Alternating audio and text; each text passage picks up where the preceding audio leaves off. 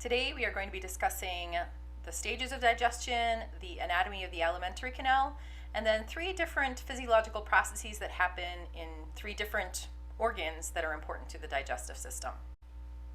We are going to start off looking at the stages of digestion. So when we discuss the digestive system or the respiratory system, also it works this way. We usually look at the face or the head and a lateral perspective, a side perspective, and then we just draw the rest of the body anteriorly. So we're going to start off with, of course, the mouth, and then we're going to have the pharynx and the esophagus represented. What I'm drawing here is the stomach, pretty badly, but anyway, it represents the stomach. Then we're going to have a long tube below the stomach that's going to represent both the small intestine, kind of the first half-ish of this tube would be the small intestine, and then we keep curving it around. It's sort of the large intestine after that, and we go ahead and draw the rectum as well.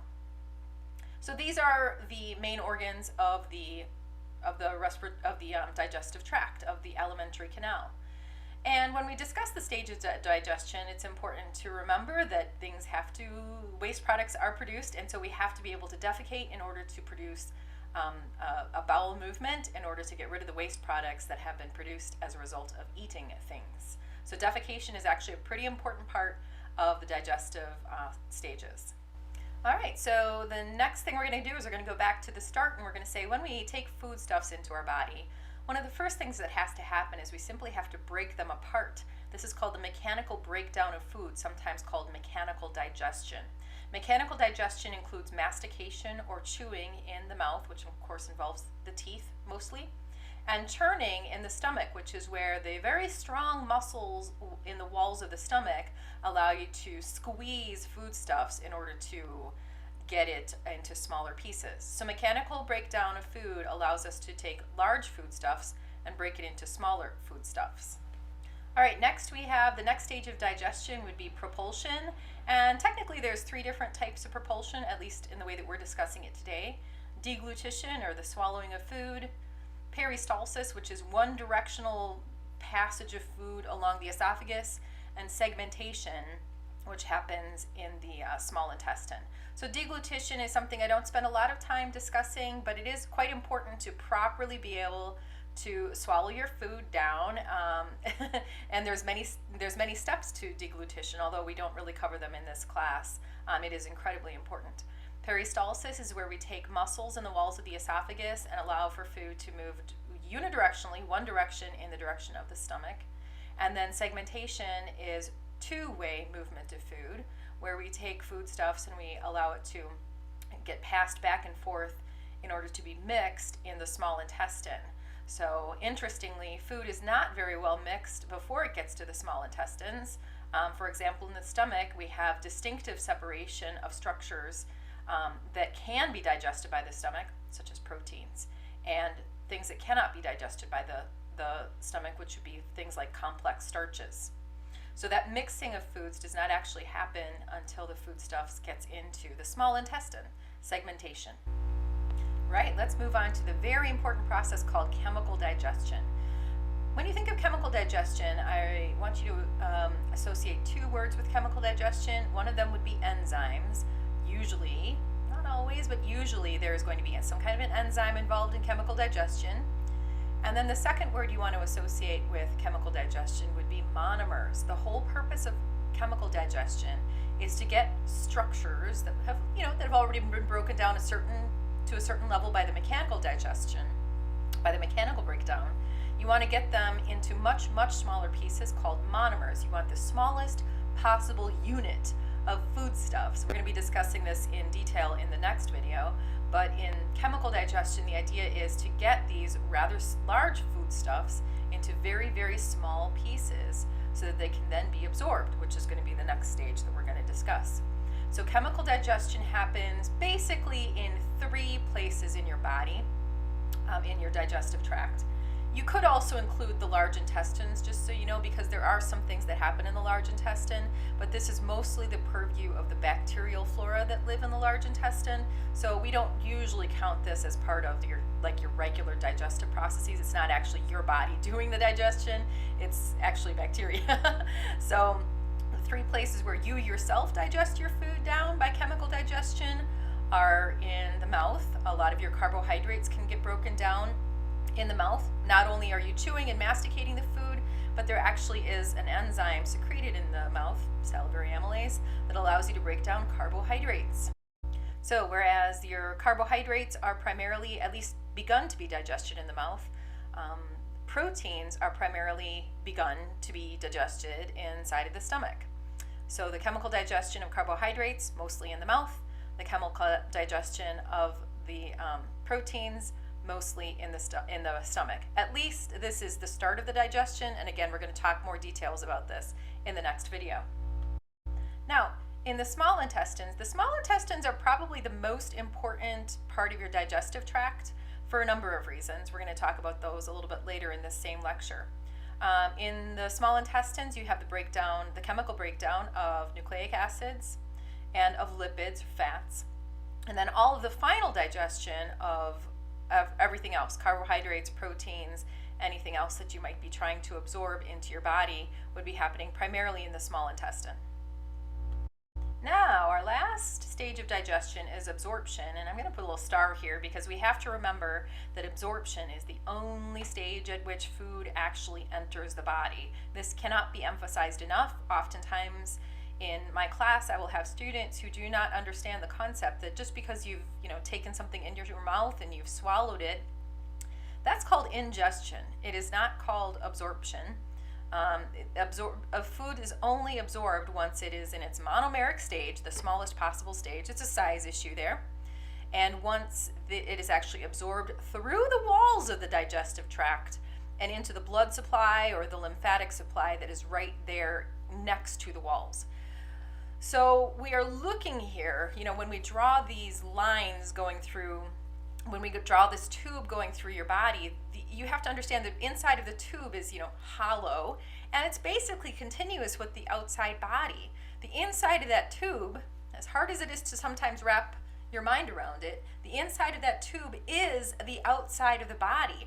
So all of these digestive processes we're discussing here, mechanical breakdown of food, propulsion of food, chemical digestion, enzymatic degradation, the breakdown of food, this is all actually happening outside of your body.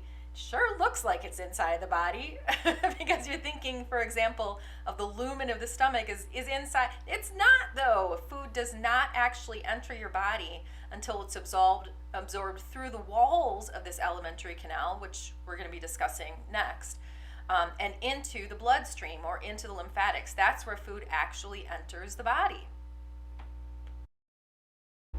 So this is going to happen in 3 basic places. There actually is a small amount of simple sugar that can be absorbed through the walls of the mouth. But other than that, simple sugars, water, and things like alcohol and some medicines can be absorbed directly through the walls of the stomach. Most absorption is going to be happening through the walls of the small intestines. And so I'm going to just draw lots and lots of arrows there indicating that yes, the foodstuffs, which now presumably is in its smallest possible size, in its monomeric size, is now going to be absorbed through the walls of the small intestines and into the bloodstream or into the lymphatics that are right there, right next to the lumen. But it has to pass through a membrane in order to actually enter the body, in order for it to be absorbed. Sorry about the buzzing sound. I think it's because when I have my computer plugged into a power source, it seems to make this microphone buzz. Okay, the last type of absorption that can occur would be through the large intestine, through the walls of the large intestine or the walls of the colon.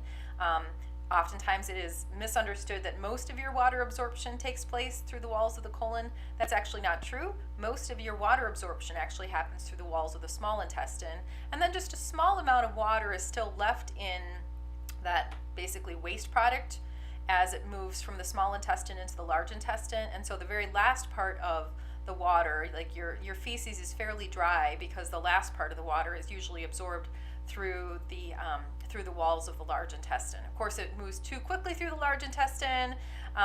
It will still have quite a lot of water in it, and the feces will come out fairly watery. But most of the time, a healthy stool will be relatively dry because a lot of water is absorbed through the walls of the colon of the large intestine. And it should also be said that there are some vitamins that are going to be able to be absorbed here in the large intestine, but and a few other foodstuffs, but most of the absorption would be of water here. Right, let's move on to describing in detail exactly how that alimentary canal works. So we start off by drawing the lumen. Remember that the lumen is the center of this hollow tube. So we're going to be just describing a small portion of, a kind of hypothetical area of the alimentary canal, or the gastrointestinal tract. We start with that hollow space in the middle that is called the lumen. Remember that most of your digestive processes would be happening inside of the lumen, but remember that the lumen is technically outside of the body. Can't be repeated enough. It cannot be repeated enough. So the lumen is the hollow space in the middle of the digestive tract, and it is technically the outside of the body. It's basically continuous with the mouth and with the anal canal, and so it's pretty easy to see that both of those places are outside of the body, but just keep in mind that through the entire digestive tract, the lumen of the stomach, the lumen of the small intestine, the lumen of the esophagus, the lumen of the large intestine or the colon, these are all outside the body. Right, so there are 3 tiny little layers that surround the lumen, and this is called the mucosa. The mucosa technically has 3 layers. The innermost layer, I should say the outermost layer, because it's closest to the lumen. The layer closest to the lumen is going to be made of some kind of epithelial tissue, depending on where you are in the digestive tract. This would either be simple columnar epithelium, or it would be stratified squamous epithelium. And so what you'll see then is that there is this layer of epithelial tissue surrounded by a basement membrane, and then lastly there's a thin red line that we draw here, and that is a small amount of muscle. All 3 of those are part of the mucosa. Now the purpose of the mucosa is basically twofold. Part of it, of course, as the name suggests, is to secrete mucus, to keep the digestive tract filled with mucus for a number of reasons. For example, to trap pathogens. I think that's the main one. And then the other purpose of the mucosa is to have a place where you can have the lymphatic system. Remember, mucosa-associated lymphatic tissue, MALT.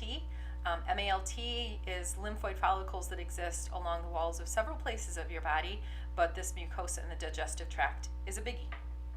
So this is a representation, lymphoid follicles, a representation of the lymphatic system, an opportunity to have white blood cells very close, again, to the surface of the body, very close to that lumen. Let's go ahead and draw our next layer, which is going to be the submucosa, the layer next deep of the mucosa. The submucosa is made of, it's sort of like a fascia. It's going to be various types of connective tissue, but what's important in the submucosa are going to be 2 different structures we're going to find there, 2 different types of structures. What I'm drawing here are glands. A lot of your glandular secretions are going to be the purview of the submucosa, and also you have, very importantly, the blood vessels here. Then we're going to draw some little artery representations in red and venules in blue, and so this is where you actually would be absorbing your food. So remember, food doesn't enter the body until it is absorbed into the bloodstream or into the lymphatics, and that would first happen here in the submucosa. So foodstuffs, once they're broken down into their monomeric form, their smallest possible size, they will be absorbed straight through the wall of the mucosa and into the submucosa.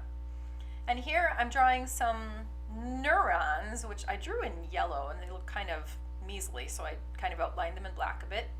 These neurons are going to be innervating the submucosa. They're called the submucosal plexus, and we're going to draw another set of neurons in a moment that's going to be kind of adding to these. But the submucosal plexus allows you to stimulate things like the glands here, to stimulate their glandular secretion. The submucosal plexus then is a specific set of neurons that specifically innervate structures in the submucosa. Right, our next layer deep to this, so we have the mucosa closest to the lumen, and then the submucosa, and then after that we have the muscularis externa, which, as the name suggests, is a series of muscles. So there's one layer that is closest that has radial or circular muscular fascicles. Basically, the running of the muscles are going to be concurrent with the running of the actual alimentary canal, so it kind of follows the curve, is what I'm trying to say. And then we have another layer that's deeper than that, which would be longitudinal. And so when we do a cross cut, like we're showing here, what you would see are circles, because this would be the muscle fibers or the fascicles coming out at you. But if we were to follow that in its length, we would be able to actually see the muscle fibers. So both of these two layers together, the circular layer and the longitudinal layer, are called the muscularis externa. And so that's our next deepest layer. We should also draw some neurons in here. So these neurons are going to be another plexus that actually runs kind of sandwiched in between these two layers, and this is called the myenteric nerve plexus. And the myenteric nerve plexus, of course, allows these muscles to contract. When these neurons experience an action potential, they cause the contraction of muscles along that are either running, current. As we show here, they are either running along the length or along the circle of the alimentary canal, and that allows for very important things like peristalsis and segmentation and the turning of the stomach and the proper timing of movement of foodstuffs along the structures, along the different structures of the digestive tract. And so this is an incredibly important set of neurons. So the myenteric plexus allows the movement of all of the muscles of the digestive tract. And remember, the submucosal plexus allows for things like glandular secretions. Together, these would make up the enteric nervous system. The enteric nervous system is oftentimes people consider it the second brain of your body. So even though it's not connected with the brain, it is sort of its own nervous system, because there's 100 million neurons in the enteric nervous system. And so this goes to show the importance of properly moving food along your digestive tract and also properly allowing glandular secretion. So the enteric nervous system, incredibly important, and both of the main branches of this are represented in this picture. Right, our innermost layer of the alimentary canal of the gastrointestinal tract would be the serosa, or also called the visceral peritoneum in parts, and called other things depending. So this would be the outermost structure, or I guess the outermost structure of this tube, but of course the innermost, when you look at the fact that it's furthest away from the lumen, it's going to be the deepest layer. The serosa is a serous membrane in parts, and in other parts it has different membranes that make it part of allowing, for example, blood vessels and nerves to come into the region. And it has different roles, but for the most part we just kind of represent it as this layer that can look quite different along the alimentary canal, but there it is, deep to the muscularis externa. Right, now we're going to begin to discuss the gastric glands, and for this we have to represent a little bit of a stomach there. Again, just awful. But we have the fundus there, and we have the length of the stomach and the pyloric area in that region. One of the things you'll recognize in the stomach are those little lines inside called rugae that allow for distension of the stomach in times when you are taking in lots of food. But the other thing that you may be a little bit harder to see would be gastric pits. So it turns out the wall of the stomach is lined with gastric pits, and these represent basically the opening to gastric glands. And so we're going to draw 2 gastric glands here, and we are going to go ahead and label the gastric pits as well. Now, in the uppermost part, the most superficial part of the gastric glands, we have the cells that line the entire stomach, basically, the cells that line the gastric pits. And those cells, we're going to go ahead and just pop some lines in there indicating that these are separated cells. And these are going to, they actually have a few different names, but we usually just call them goblet cells. These particular goblet cells, if you recall, goblet cells are in charge of secreting a mucus. These particular goblet cells secrete a mucus that is alkaline or that is basic, and that's to counteract the acidity of the stomach, to help preserve the walls of the stomach, basically. A thick mucus lines the stomach. So deep to that, of course, we have the entirety of the gastric glands. So we're going to start drawing cells in here. We're going to start with these big blue cells, or these big cells that we're drawing in blue, and these are going to be called parietal cells, because the parietal cells are fairly close up to the surface of these gastric glands. The parietal cells are all important cells that secrete 2 different things: hydrochloric acid, this is what gives the stomach its acidity, and also intrinsic factor that helps with vitamin B12 absorption. In between these big blue cells, we're going to draw some less large, some smaller cells in purple. and these are called mucous neck cells. So these are cells that also secrete a mucus, but in this case the mucous neck cells secrete a mucus that has acidity to it.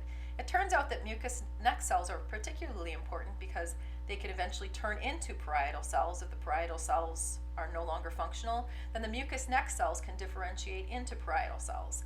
And remember, the job of the parietal cells is to secrete acid. So the mucous neck cells secrete a mucus, but the mucus actually is acidic. So to a certain extent, they're already doing the job of the parietal cells, but just at a much lesser level. They secrete an acid. All right, all these green dots that are deep down inside the gastric glands are going to be enteroendocrine cells.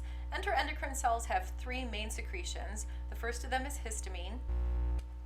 Histamine is mostly it's used for a number of reasons, but one of them is to move the musculature along. That muscularis externa allows for the intensive contractions when histamine is released. The second of them is serotonin. Now, serotonin, this is kind of an interesting story because about 90% of the serotonin released in your body is actually released right here by the enteroendocrine cells. Serotonin is thought of, and it's kind of well known as a feel-good neurotransmitter. But it turns out that when you eat food, you also release serotonin. And in fact, this is the easiest way to get serotonin release is to eat. Because the enteroendocrine cells release all of their secretions when there is food inside of the stomach pressing against the walls. So that is the impetus for release of all of these substances from the enteroendocrine cells, is to have food in the stomach pressing against the walls, and then a number of substances, including serotonin, will be released from the enteroendocrine cells. So, serotonin, feel-good neurotransmitter, released when food is in the stomach. So eating makes you feel good. How about that? The last of the secretions of the enteroendocrine cells is gastrin, and although I'm only just mentioning it in the very last thing here, gastrin is an incredibly important mover of digestion. I'm going to put a little star here because gastrin is incredibly powerful. It does a whole number of things. It increases secretions from the parietal cells to increase the production of hydrochloric acid, and then increases production from the next cells that we're going to be discussing, which we're drawing right now, the chief cells, and this is going to be pepsin, or pepsinogen, I should say. And it also increases movement of chyme from the stomach into the small intestine. It also increases movement of chyme, basically, slash waste, from the small intestine to the large intestine. It also helps to move the large intestine along. And so gastrin is this powerful substance released here by these cells, again, in the presence of food in the stomach, that allows you to enhance all kinds of digestive processes. Gastrin. Right, so the very last cell that we're labeling here, we've already kind of drawn this, kind of the rest of the cells in the deep levels of the gastric glands are going to be chief cells. Chief cells actually produce a small amount of lipase or lipase, but they also produce this substance called pepsinogen. I had to rewrite this word a bit because it was definitely not showing very well with that orange. So pepsinogen, that I-N-O-G-E-N, inogen means an inactive form of something. In this case, pepsinogen is an inactive form of a very important enzyme called pepsin, which helps you to digest down proteins. Again, we'll be talking about this in more detail in the next video. But both of these substances together, hydrochloric acid and pepsin, are going to make up a substance called gastric juice. Now, pepsinogen, which is secreted by the chief cells, is then activated when hydrochloric acid cleaves it. So hydrochloric acid actually has two purposes in the stomach. One of them is to denature proteins, which we'll be talking about in the next video. But the other thing that it does is it actually cleaves pepsinogen and activates it into a very important enzyme called pepsin. Pepsin is a very unusual enzyme in that it is actually activated in these extremely acidic conditions inside of the stomach. So gastric juice, we secrete about 3 layers per day of gastric juice, and what gastric juice is made of is hydrochloric acid, secreted by the parietal cells, and pepsin, which is secreted by the chief cells. Well, pepsinogen is secreted by the chief cells and is then activated into pepsin. And these two substances together, if you'll recall earlier when we talked about the stages of digestion and how chemical digestion happens inside of the stomach, but specific to proteins, these two, just keep it in mind, hydrochloric acid and pepsin work in tandem to help to digest down proteins very quickly. Well, so we've discussed some of the physiology that happens inside of the stomach, and now we're going to turn to the small intestine, and we're going to talk about some of the physiological processes that happen inside of the small intestines. And so we're drawing sort of a cross section of the small intestines, and we're kind of peeling back a layer, and we're kind of unwinding it a little bit, trying to give you this idea that basically the lumen of the small intestine is made of, it's kind of like these ridges in the walls. But if we take a really close look at those ridges, they're called circular folds. The circular folds themselves have these fingers projecting out of them, which we're going to be calling villi. And so I'm going to draw two circular folds here, but the entire surface of the circular fold is also has these villi, which it does a number of things, but the basic idea is that you have a lot of surface area here. All of these invaginations allow for lots and lots of digestion to happen in the small intestine. And so we're going to label our circular folds. They're about 1 centimeter high. Now, to be clear, the small intestines are basically important for two roles in digestion. One of them is the final digestion of your foodstuffs. Now, this is going to be the purview of some of the enzymes that are secreted here or that are contribute here to the small intestine. The other main role of the small intestines is most of the absorption of your food. And so part of this role is going to be taking place by the villi. The absorption of food is going to be going through the walls of these villi, these fingers that stick out of the surface of the circular folds. And the circular folds are in charge of sort of spiraling chyme through and making sure that it spins the food through and that the chyme, the foodstuffs, is going to be exposed to all possible villi that are on the walls here. So the circular folds help to spin the food. And then we have these villi that are in charge of absorbing food through the walls.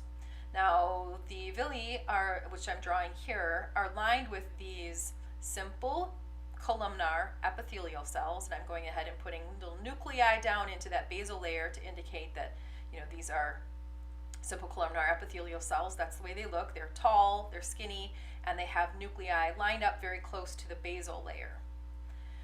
And on the surface of the villi, we have these microvilli. There is just a huge amount of surface area inside of the small intestines. And so the microvilli are responsible for secreting the enzymes that are responsible for that final digestion. So the two big roles of the small intestine, the final absorption of food, microvilli, and food absorption, the villi are in charge of that. So the villi are about 1 millimeter tall, and as you can see, there are some very specific structures that make them quite unique. We have, first of all, this single layer of cells that takes up the surface. This single layer of simple columnar epithelial cells that are much more specialized than we're giving to understand here. Each of these cells has its own role, but we are just drawing them, for the sake of simplicity, we're just going to draw them as simple columnar epithelial cells. And I think that what I really want to emphasize with this is that there is just this single layer here. It's a really special part of the digestive system, but there's really only one single layer that makes up basically the mucosa. Usually we think of the mucosa as being, at least 3 layers, relative, there's epithelial cells, there's a basement membrane, and then there's a little muscle layer, and then you have to go through a little more fascia in order to get to the blood vessels. Well, that's not the case with the villi.